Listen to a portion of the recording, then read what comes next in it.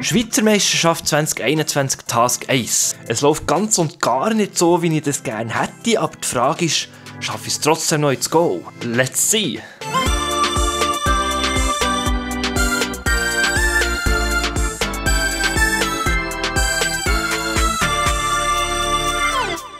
Es ist Gleitschirm Schweizer Meisterschaft 2021. Wir stehen auf der Vierscher Alp auf dem Startplatz, wo der Task 1 steht, an. Und falls ihr verwirrt seid, weil ich manchmal von Schweizer Meisterschaft und manchmal von Swiss Open rede, es ist Swiss Open, weil etwa ein Viertel ausländische Piloten teilnehmen. Gleichzeitig ist es aber eben auch die Schweizer Meisterschaft. So, da lässt das Wetter sieht, naja, ich würde mal sagen, mittelmässig aus. Aber es hat ja schon ein paar Schirme in der Luft und die sehen so aus, als würden sie etwa die auch mal steigen. Also, dann schauen wir doch mal, ob man da einen Task fliegen kann.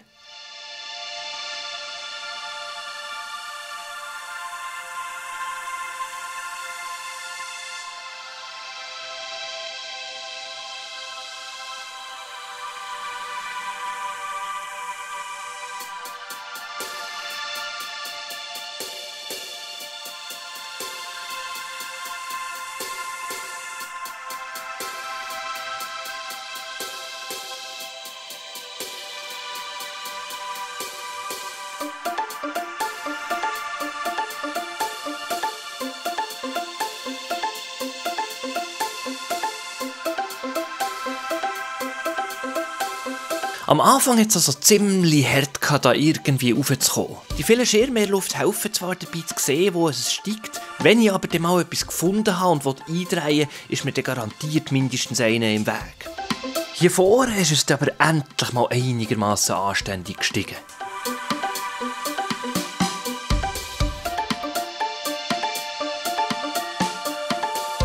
Und dann sind wir da sogar auf eine halbwegs anständige Höhe raufgekommen. Wenn der Task jetzt losgehen würde, wäre das gar nicht so grundverkehrt. Also hebt euch an diesem Moment fest, weil von jetzt an geht es abwärts. Hier steigt es nämlich mittlerweile nicht mehr, also müssen wir mal etwas Neues suchen. Wie ein Lemming bin ich also allen anderen hinten nachgeflogen.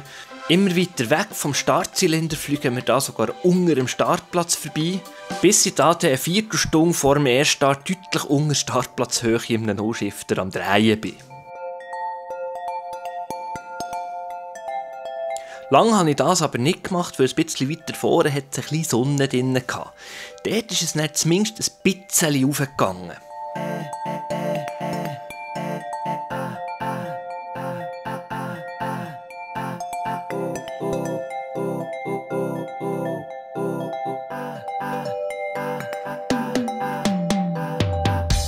Viel zu langsam konnte ich mich aus dieser Misere irgendwie wieder rausbasteln. Und währenddessen ist der Erststart näher und näher gekommen. Dass ich es noch schaffe, bis dann an einer guten Position zu sein, war eigentlich aussichtslos.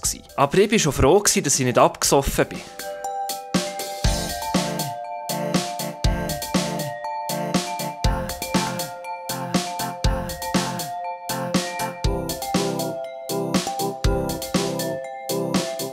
So, da! Das Rennen fängt jetzt quasi an. Ich bin noch völlig am falschen Ort und ich bin zu tief. Der Start das mal vor und hinten nicht verwünscht, aber ich bin nicht der Einzige mit diesem Problem. Jetzt hier vorne drehen sie gerade relativ schön noch auf. Ich glaube, das nehme ich noch mit. Dann schauen wir dann mal, wie es tut.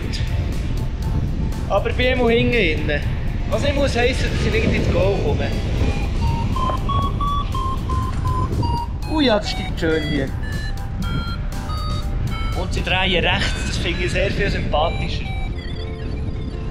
Endlich mal ein nicht verhacktes, einigermaßen starkes Steigen, das ist ja sensationell. Der Schluch von heute bis jetzt. 16 Sekunden vor dem Start geht.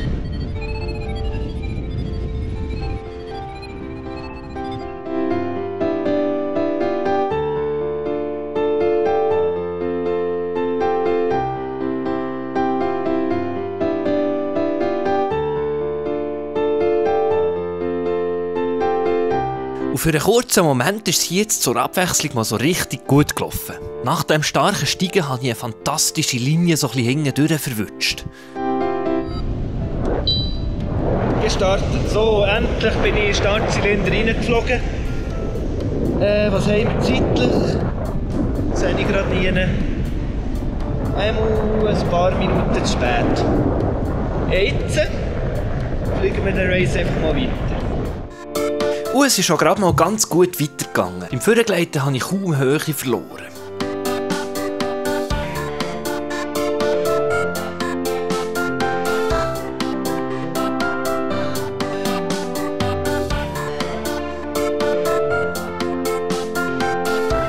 Weil ich aber gerne noch etwas höher war und hier Steigen erwartet habe, habe ich dann angefangen, Thermik zu suchen. Hier hat es gerade mal noch nicht so richtig funktionieren. Ein bisschen weiter vorne habe ich aber etwas halbwegs Brauchbares gefunden. Mit dem hätte ich jetzt eigentlich genug Höhe gehabt, zumindest mal den Turnpoint zu holen. Dummerweise bin ich aber auf dem Weg dorthin eben noch in ein 3 bis 4 Meter Steigen reingelauert. Ein paar Kreisli musste ich da fast nehmen. Mit dieser neuen Höhe war jetzt aber dummerweise der Turnpoint der Wolke. Ich hatte zwar ein Loch gefunden, das ich durchfliegen konnte. Für zum Zurückkommen musste ich dann aber aussen um die Wolke herumfliegen und das war ein rechter Umweg. Ich habe dann nochmal versucht, den Hammerschlauch von vorhin wieder zu finden, habe dann nur so ein knappes 2 Meter Steigen gefunden. Es hat mich gedacht, da käme dann auch schon mal noch etwas Besseres.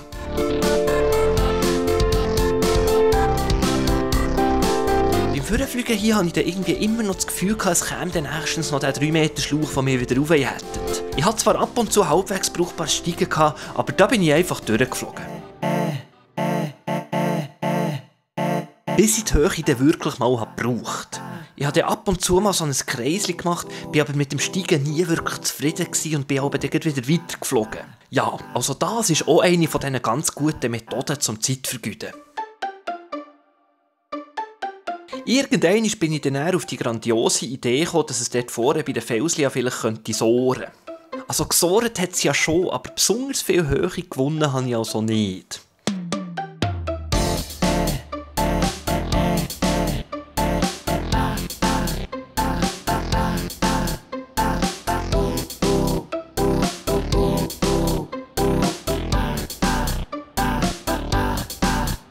Zumindest konnte ich noch mit gutem Gleiten hier die Kanten nachfliegen, aber dann gleich unten raus müssen.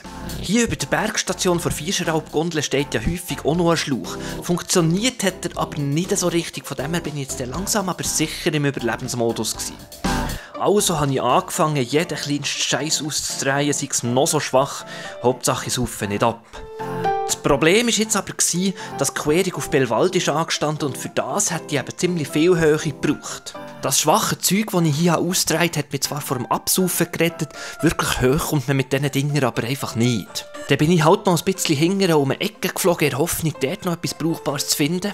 Und tatsächlich ist es dort dann wirklich besser gegangen. Irgendwann habe ich dann herausgefunden, dass ich mit Hangsohring eigentlich ähnlich gut steige wie mit Drehen. Und so hatte ich eine höhere Chance, in ein stärkeres Steigen reinzufliegen. Und genau das ist dann auch passiert. Und so konnte ich dann zumindest auf gut 2600 aufdrehen. Das ist zwar nicht gerade eine Luxushöhe für die Querung, aber es sollte länger. Die Querung habe ich jetzt ziemlich weit hinten durchgemacht. So musste ich dem Gelände vorher recht weit noch vorfliegen. Das Gelände hat zwar keine Sonne gehabt, aber es steht im Tauwind. Von dem her habe ich angenommen, dass sich der Umweg lohnt, weil es dort zumindest besser gleitet als auf der Querung.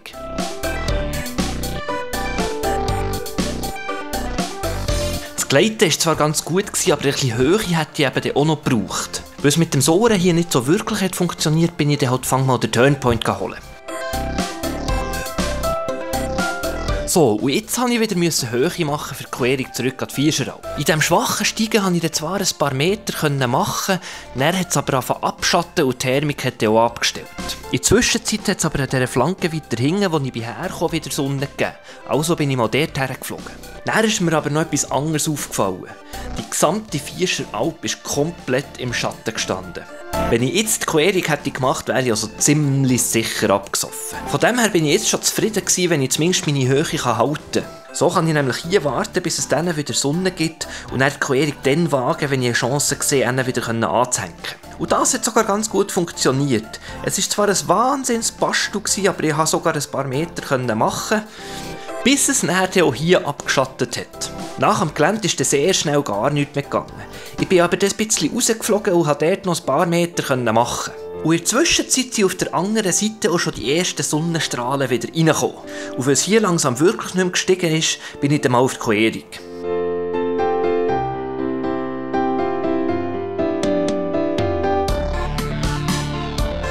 Als ich dann bei angekommen hat es zwar ein bisschen Sonne gehabt, gestiegen ist aber gar nichts. Das ist auch nicht weiter erstaunlich, die Sonne braucht ja auch ein bisschen Zeit, das Gelände zu heizen, bevor es eine Thermik gibt. Ich bin dann halt mal weitergeflogen in der Hoffnung, ich könnte in so einer Seitenflanke im Tauwind noch aufsohren oder zumindest warten, bis die Thermik anlässt. Unterwegs konnte ich dann etwa die mal noch ein bisschen steigen mitnehmen, wirklich funktioniert hat aber nichts davon. Und schon ein Zeitchen bin ich jetzt ziemlich allein unterwegs. Von denen, die nicht abgesoffen sind, bin ich mittlerweile etwa so ziemlich der Letzte. Und mittlerweile bin ich also wirklich brutal tief. Mit 1600 ist mir im Wallis eigentlich schon fast abgesoffen. Aber ich bin jetzt hier an dieser Seitenflanke angekommen, wo die Chance am höchsten ist, dass sie funktioniert. Und es hat mittlerweile überall Sonne. Und tatsächlich, es hat funktioniert. Im Vergleich zu all dem vorher ist es hier schon feierlich gut gestiegen. Und dann habe ich dann sogar noch eine Ablösung verwünscht, die ich drehen konnte. Und das Geile war, das Ding hat einfach nicht abgestellt, es ist weiter raufgegangen. Und jetzt müsst ihr mal noch schnell auf den Thermikversatz achten. Es hat hier offenbar ziemlich starken Südwind und der schiebt mich gäng so ein bisschen Richtung Gelände. Und so komme ich ziemlich tief über der Bergstation der Vierschraubahn durch.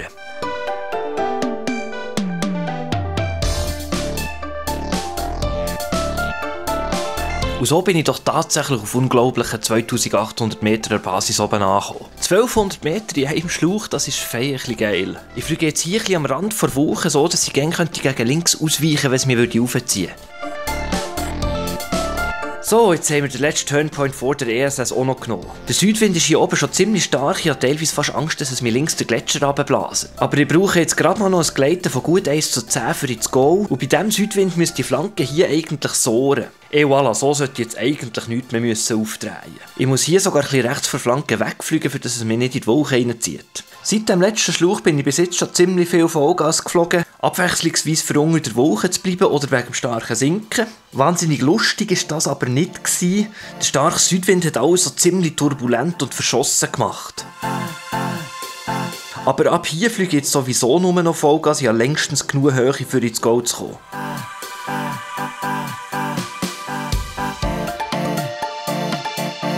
Hier über Belwald muss ich jetzt etwa die mit den CB-Handles ziemlich schaffen, für Klapper zu vermeiden. Ich habe kürzlich in einem Sikko mal mit dem Allegro einen Vollgasklapper trainiert, das ist nichts, was du erleben willst. Aber ich kann jetzt Vollgas so ziemlich bis zur ESS durchziehen. Das Goal erreiche ich dann mit absurden 600 Meter über Grund. Normalerweise würde das eigentlich bedeuten, dass ich vorher viel zu viel aufgetragen habe, aber ich glaube, in diesem Fall konnte ich wirklich nicht damit rechnen, so viel gut geleitet zu haben. Ich habe zwar sehr lange gebraucht, um endlich hier anzukommen, aber hey, ich habe Goal gemacht. Zum Abkommen hat es dann noch ein paar Wing-Overlies gegeben. Und dann hatte ich dann noch kurze Schrecksekunden, wo mir die Stärke vom Tauwind ist bewusst wurde. Hilfe! Die Rückwärtsfahrt! Das war aber dann nur eine kurze Böe und mit Beschleunigen habe ich das Problem dann auch schnell in den Griff bekommen. So, jetzt steht nur noch die Landung an. Für das muss ich mich aber noch mal schnell ziemlich gut konzentrieren. Es sind ziemlich anspruchsvolle Bedingungen mit sehr starkem und böigem Wind und zum Teil Thermikschüsse drin. Aber die Landeweise könnte ja fast nicht besser sein. So, dann der erste Task der Schweizer Meisterschaft wäre vorbei. Ich habe das mal ziemlich vieles verkackt. Vor allem der Anfang und bei so einem kurzen Task kann man das ja aber fast nicht mehr aufholen. Aber trotz allem konnte ich zum Schluss noch ein Goal machen und das ist schlussendlich das, was zählt. Für mich wäre natürlich noch super, wenn du jetzt noch schnell auf Abonnieren könntest drücken. Also natürlich nur, wenn du den Kanal noch nicht abonniert hast, oder?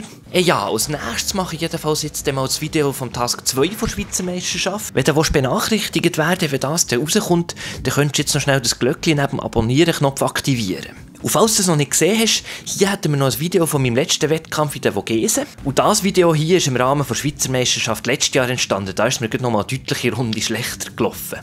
Also, dann bis zum nächsten Mal. Tschüssli, ciao.